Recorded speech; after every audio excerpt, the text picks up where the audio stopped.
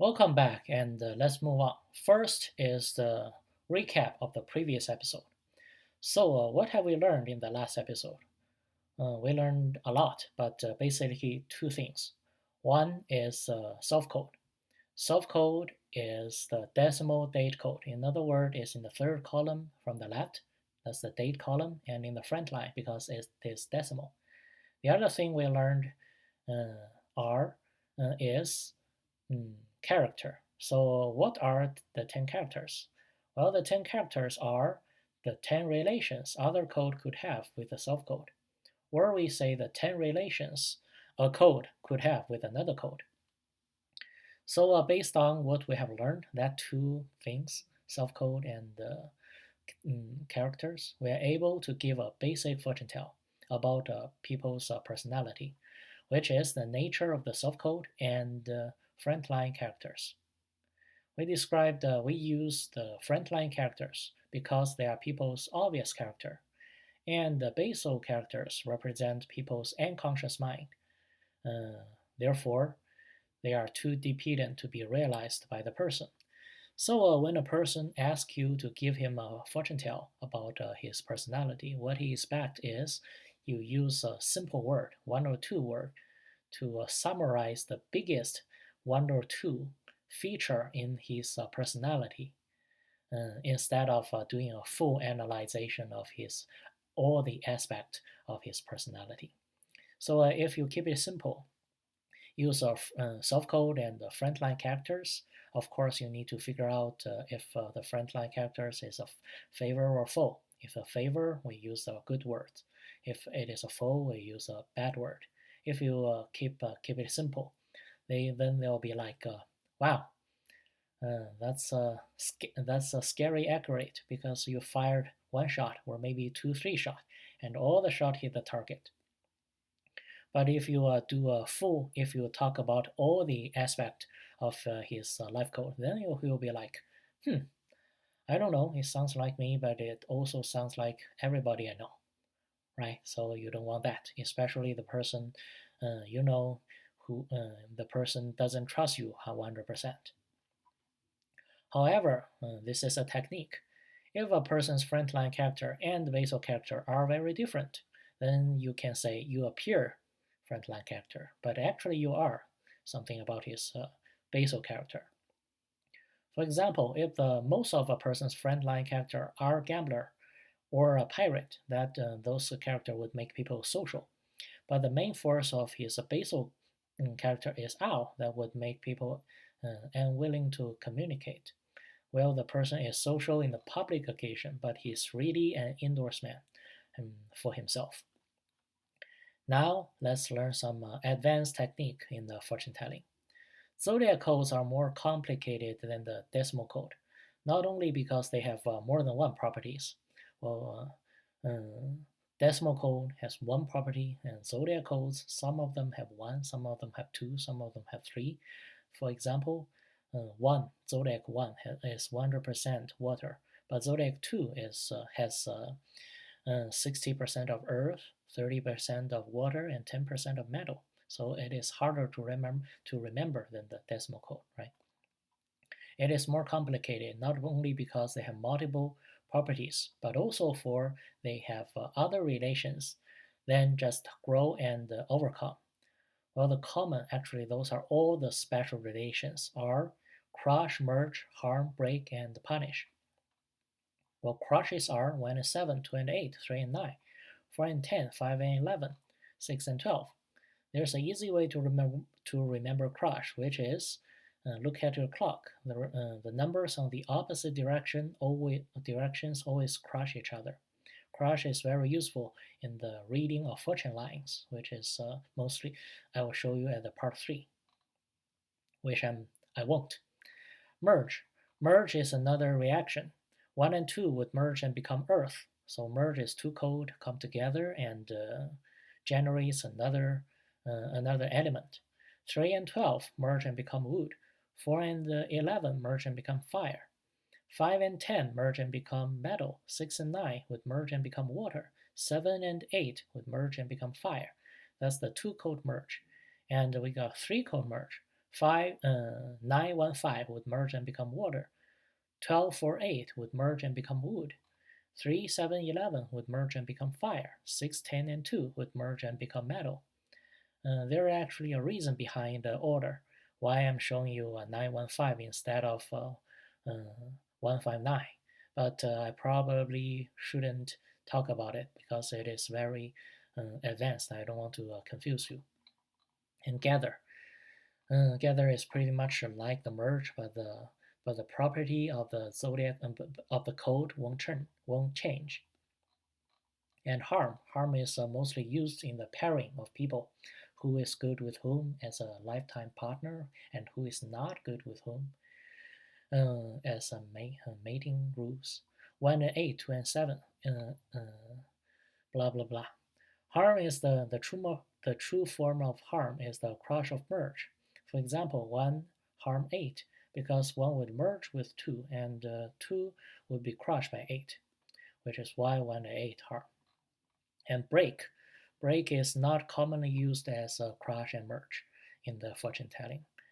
And the punish, there are 4 kinds of punish, mostly used for adding details to when you're giving fortune telling, when you're giving fortune tell about person's personality. Right now, all you need to know is such relations exist. I'll show you how to use them in the notes part, which I'm not going to focus on. By the way, friend-line codes also have the merge relation. Well, friend-line codes, they don't have the crush, they don't have a punish, they don't have a break, but they do have a merge, like a 1 merge 6 and become earth. And the friend-line merge, they need to be led. That means if there is no earth in the basal line, then if you have 1 and 6, that is an unsuccessful merge. And we come to the 12 stages. Well, at this point, you don't have to take 12 stages into consideration of your fortune telling. It is the fundament of the complex deductions. For example, 12 stages can explain what is the true form of the agents, or why 2, 6, and 10 merge and become why 2, 6, and 10 would merge and become metal. So if you want to do a research, then you need to look at the 12 stages. But now I'm not going to show you about this 12 stages. Agent. We come to the section of agent. Agent is a special combination of code, indicates special phenomenon. We remember them as agent for the sake of understanding. Usually we don't use agent alone to give fortune tells. Well, what is agent? Agent is when the fortune tell first appears. When fortune telling is very underdeveloped. Agent is what ancient people use alone to give fortune tells. So agent is what people first use to give fortune tells. Before fortune telling theory, the structure being established, and now it become a less and less important reference in the fortune telling theories. Agent is easy to use, easy to remember, but the accuracy is lower because it makes things too simple, right? As fortune telling become more and more advanced, more and more agents being explained. So we don't. Agent is becoming less and less important. And ideally, if a fortune telling keep theory keep developing in the future, at some point we should abandon agent because it simplifies things. But what we trying to do is to explain everything, to break it down, to show what are those. Actually, most of agent has been explained. If you go to a fortune teller who's not good, he will use mostly agent. If you go to a fortune teller who is have a lot of understanding about fortune telling theories, he most likely won't use agent because it's easier, but the accuracy is that because You cannot simplify things. If you so at this point, all you need to know is agent exists and what is agents.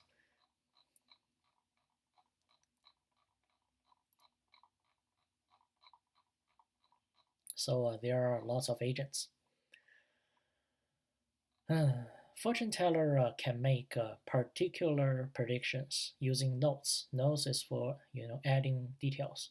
Some notes can help you emphasize on the key points, and some notes are for adding details. So we come to the notes part. Use the following notes when the situation comply with the following conditions. But don't get lost in there. You don't have to remember them all because there are too many notes. After being more advanced, most of the notes should make sense to you. So after if you study on the fortune telling theory, and then come back to look at the notes, so you will understand why. Lots of notes, most of the notes should make sense to you. So then it will be easier to remember. Otherwise, if you look at notes directly, you need to remember them in the hard way. Fortune telling is a vast system of knowledge. You'd better have a big picture in mind. So no matter how much you learn, it always have a category to go, and everything is in order. Everything is clear. So far we have learned a lot, but overall there are four sources of information to interpret a life code. They are the self code, characters, other agents, and notes. So self code and characters are to look at the big picture. It's a cornerstone. It can give you some particular predictions, but that's the cornerstone. Right now, we need to focus on the big picture because the topic we want to discuss is what is fortune telling. What is in the big picture? What is the structure of the fortune telling? In order to discuss our topic, what is human conscious? Which is why self code and 10 characters is what we have to learn, emphasize on. And other agent and the notes are for adding details. It is very important in the practical use of fortune telling. But right now, because we are discussing what is fortune telling and what is what does it means, what does fortune telling suggests about what is human conscious. Therefore, those things which emphasize on details is not important. I'm only going to show you very quick. Well, these are the notes. All I'm going to say is notes are a lot. We got lots and lots of notes. Notes about parents.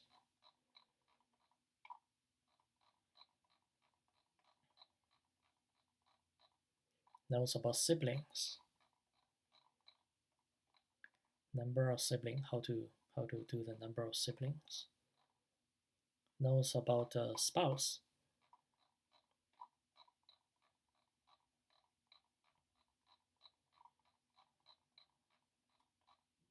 Knows about children. Knows about career. And I think I have one more section is knows about health. I'll scroll down very quick. So all you need to know is, how did I do it? Because there are notes.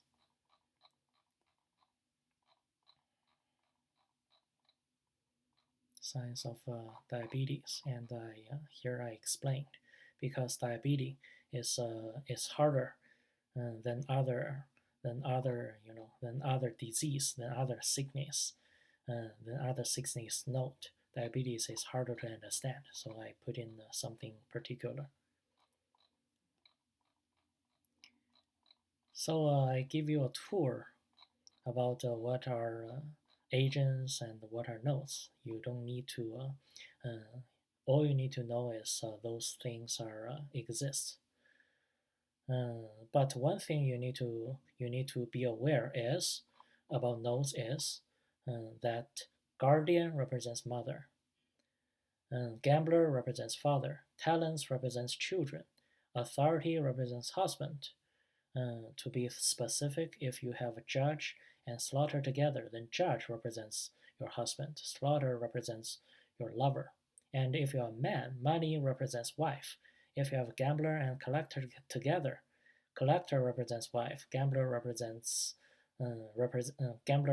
lover. And there is another special occasion is for men. Talent represents children, right? Authority also represents children because authority is what money grows. Money is your wife, what money grows is your children. So for men, two things represents children, authority and money. And that's character-wise. And position-wise, year column represents your family origin. Month column represents your career, your siblings, your early age, your youth age from 16 to 31. And the date column represents yourself. Zodiac date position represents your spouse. And the hour column represents your children, your senior years. So in this episode, I show you a lot, which are not important. Sorry for showing you all those nonsense, something you don't have to remember. All I'm gonna do is giving you a tour, showing you what is out there, and which is not very important in the discussion of the topic. I will start to discuss the topic from the starting the next episode. Most thing I'm gonna use is a character, so this episode is not important. All I'm gonna show you is what is out there. And I will see you in the next episode when we really gonna start our discussion. What is human conscious? So I'll see you there. Bye bye.